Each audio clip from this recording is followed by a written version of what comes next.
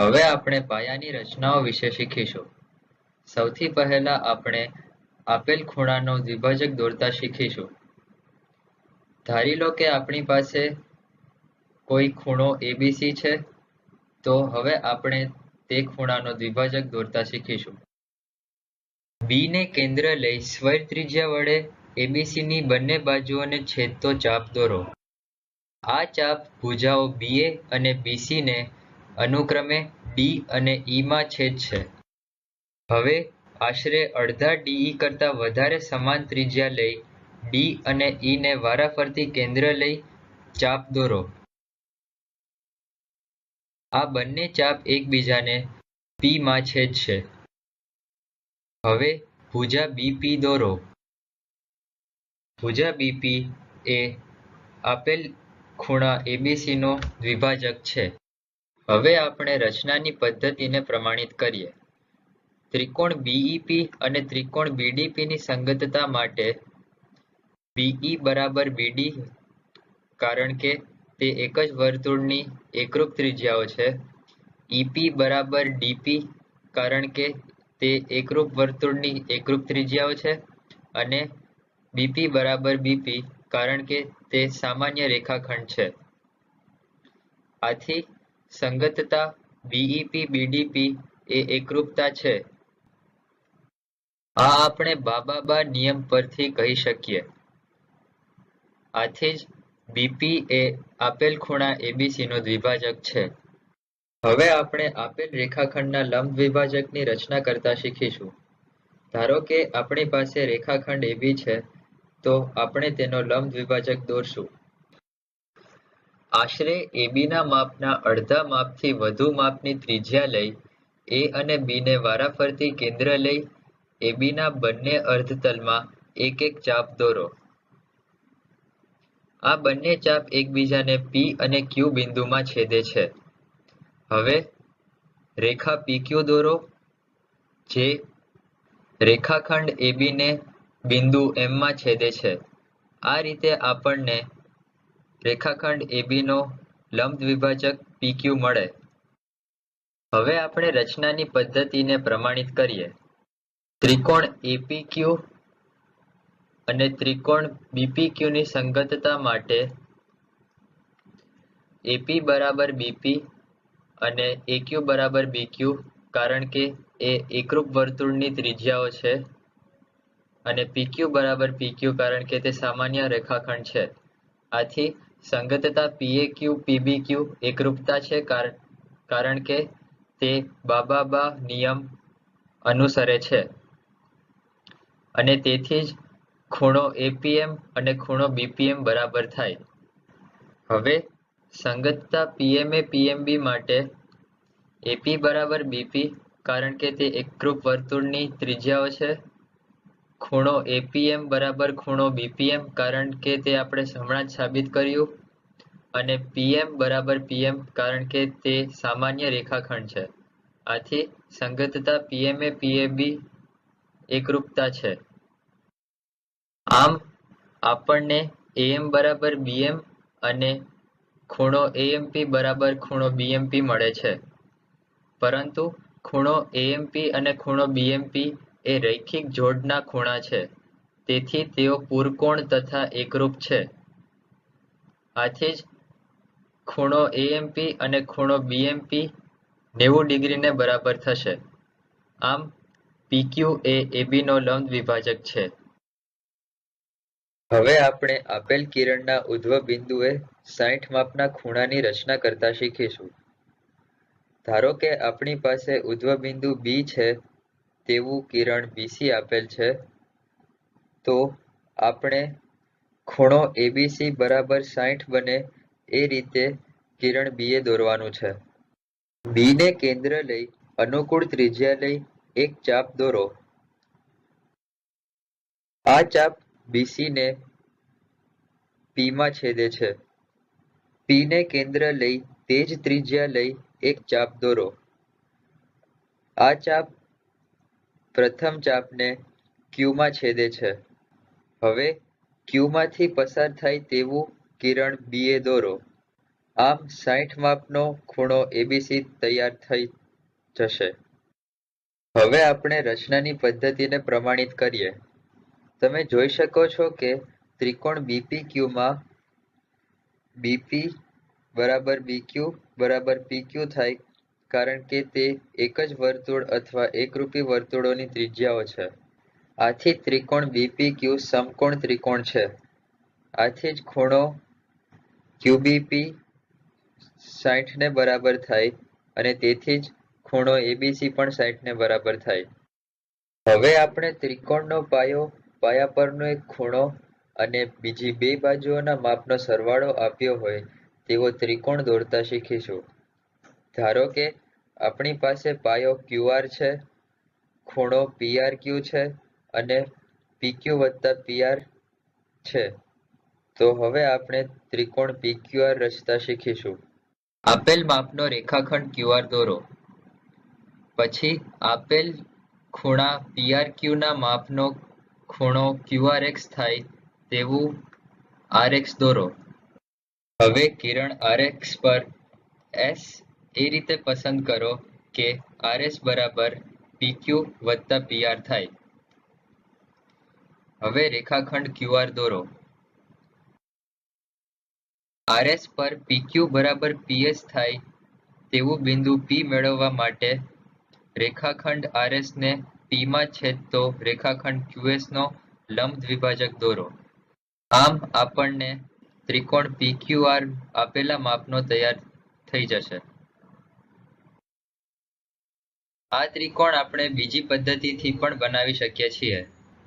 આપેલ કિરણ RX પર S પસંદ કરો, જેવી રીતે આપણે પહેલા પસંદ કર્યો હતો. પછી QS દોરો. હવે રેખાખંડ RS પર PQ બરાબર PS થાય તેવું બિંદુ P મેળવવા માટે ખૂણા RSQ જેટલા માપનો ખૂણો SQY દોરો, જેથી કિરણ QY એ કિરણ RX ને P માં છેદે. આમ આપણને ત્રિકોણ PQR મળશે. હવે આપણે રચનાની પદ્ધતિને પ્રમાણિત કરીએ.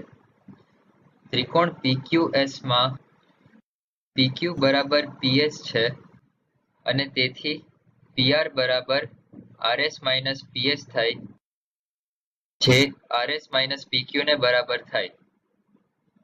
આમ આપણને RS એ PR વત્તા PQ ને બરાબર મળે. હવે આપણે ત્રિકોણનો પાયો, પાયા પરનો એક ખૂણો અને બાકીની બે બાજુઓના માપનો તફાવત આપ્યો હોય તેવો ત્રિકોણ દોરતા શીખીશું. ધારો કે ત્રિકોણ ABC માં BC, ખૂણો ABC અને AB અને AC નો તફાવત આપેલ છે. તો હવે આપણે ત્રિકોણ ABC રચવાનું છે. આમાં આપણી પાસે બે વિકલ્પો છે. AB AC કરતા મોટું હોય અથવા AC AB કરતા મોટું હોય. સૌથી પહેલા આપણે AB AC કરતા મોટું હોય તેની વાત કરીએ. આપેલ માપનો રેખાખંડ BC દોરો. હવે ખૂણા CBX બરાબર ખૂણો ABC થાય તેવું કિરણ BX દોરો. હવે કિરણ BX પર બિંદુ D પસંદ કરો કે જેથી BD બરાબર AB માઇનસ AC થાય. રેખાખંડ CD દોરો. હવે કિરણ BX ને બિંદુ A માં છેદતો CD નો લંબ દ્વિભાજક દોરો. હવે AC દોરો. આમ આપણને આપેલ માપનો ત્રિકોણ ABC મળશે. હવે આપણે રચનાની પદ્ધતિને પ્રમાણિત કરીશું. રેખાખંડ CD ના લંબ દ્વિભાજક પર A હોવાથી AC બરાબર AD થાય. હવે આપણને ખબર છે કે AD બરાબર AB માઇનસ BD છે અને AD અને AC બરાબર હોવાથી AC પણ AB માઇનસ BD ને બરાબર થાય. આથી જ BD આપણને AB માઇનસ AC મળે. આમ આપણને ત્રિકોણ ABC મળે. હવે આપણે AC AB કરતા મોટું હોય તેવું ત્રિકોણ બનાવશું. આપેલ માપનો રેખાખંડ BC દોરો. હવે ખૂણો CBX બરાબર ખૂણો ABC થાય તેવો કિરણ BX દોરો. હવે bx ને વિરુદ્ધ કિરણ by દોરો. આ કિરણ by ઉપર d પસંદ કરો કે જેથી BD બરાબર AC માઇનસ AB થાય. હવે રેખાખંડ CD દોરો. હવે રેખાખંડ CD નો લંબ દ્વિભાજક દોરો જે કિરણ bx ને બિંદુ A માં છેદે. હવે રેખાખંડ AC દોરો. આમ આપણી પાસે આપેલ માપનો ત્રિકોણ ABC તૈયાર છે. હવે આપણે રચનાની પદ્ધતિને પ્રમાણિત કરીએ. રેખાખંડ CD ના લંબ દ્વિભાજક પર A હોવાથી AC બરાબર AD થાય. આપણી પાસે AD બરાબર AB વત્તા BD છે. આથી જ AC બરાબર AB વત્તા BD થાય. આમ આપણને BD એ AC માઇનસ AB ને બરાબર મળે. આથી ત્રિકોણ ABC એ આપણને જોઈતું ત્રિકોણ છે. હવે આપણે ત્રિકોણની પરિમિતિ અને પાયા પરના બંને ખૂણાના માપ આપ્યા હોય તેવો ત્રિકોણ રચતા શીખીશું. ધારો કે આપણી પાસે ત્રિકોણ PQR છે. તેમાં આપણને ખૂણો Q, ખૂણો R અને પરિમિતિ આપેલ છે. તો હવે આપણે ત્રિકોણ PQR રચવાનો છે. સૌથી પહેલા XY એ PQ વત્તા QR વત્તા RP ને બરાબર થાય તેવો રેખાખંડ XY દોરો. હવે ખૂણો AXY બરાબર ખૂણો Q થાય તેવો ખૂણો AXY દોરો. ધારો કે ખૂણો Q એ 60 ડિગ્રી બરાબર થાય છે તો ખૂણો AXY આવી રીતે આવશે. હવે ધારો કે ખૂણો R 90 ડિગ્રીને બરાબર થાય છે તો ખૂણો BYX બનાવો જે ખૂણા R ને બરાબર એટલે કે 90 ડિગ્રી થાય. હવે ખૂણા AXY અને ખૂણા BYX ના દ્વિભાજક દોરો. આ બંને દ્વિભાજક બિંદુ P માં છેદે છે. હવે રેખાખંડ PX નો લંબ દ્વિભાજક દોરો જે રેખાખંડ XY ને બિંદુ Q માં છેદે છે. હવે રેખાખંડ PY નો લંબ દ્વિભાજક દોરો જે રેખાખંડ XY ને R માં છેદે છે. હવે રેખાખંડ PQ અને PR દોરો. આમ ત્રિકોણ PQR તૈયાર થઈ જશે. હવે આપણે રચનાની પદ્ધતિને પ્રમાણિત કરીએ. આપણે જાણીએ છીએ કે ખૂણો PYR એ ખૂણા R નો અડધો છે અને ખૂણો PXQ એ ખૂણા Q નો અડધો છે. આ ઉપરાંત રેખા L1 એ રેખાખંડ PX નો લંબ દ્વિભાજક છે. આથી આપણે કહી શકીએ છીએ કે PQ બરાબર QX થાય અને તે જ પ્રમાણે PR બરાબર RY થાય. હવે ત્રિકોણ PQX જોતા આપણે કહી શકીએ કે ખૂણો QXP અને ખૂણો QPX એ બંને બરાબર થશે. આથી જ ખૂણો QPX એ ખૂણા PQR નો અડધો થશે.